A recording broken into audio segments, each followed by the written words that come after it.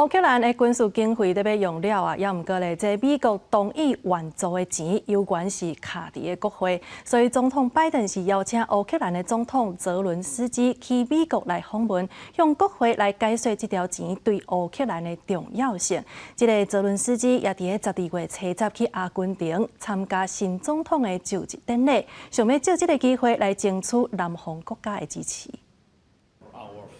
乌克兰总统泽伦斯基下伫12前往华府，甲美国总统拜登会面。这将是俄乌战争1年9个月以来，泽伦斯基第3摆访问美国。泽伦斯基这次可能也会甲美国总机局长强生会谈，争取支持乌克兰军费用了。不过，拜登政府提出的600亿美金，大约1.9条代票的援助方案，即马也卡伫国会。泽伦斯基伫前往华府进前，先出席阿根廷新任总统米雷伊的就职典礼。未结婚的米雷伊一路是由妹妹卡琳娜陪同，完成所有的就职活动。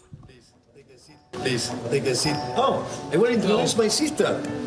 She's the boss. She's the really boss.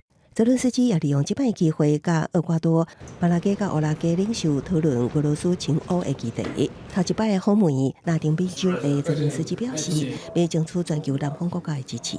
泽伦斯基也讲，伫前往阿根廷进前，也甲社会国家维德加共和国总理西尔瓦见会面，我感谢伊谴责俄罗斯的侵略，甲支持乌克兰的提议。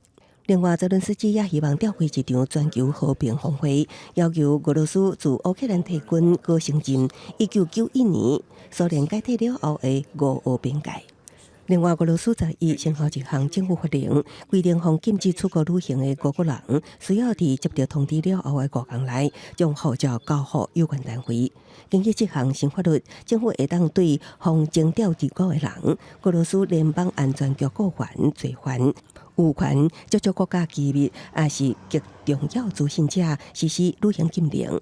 那这个人的护照会由内政部、外交部等执法单位保管。公司新闻新罗贝编译。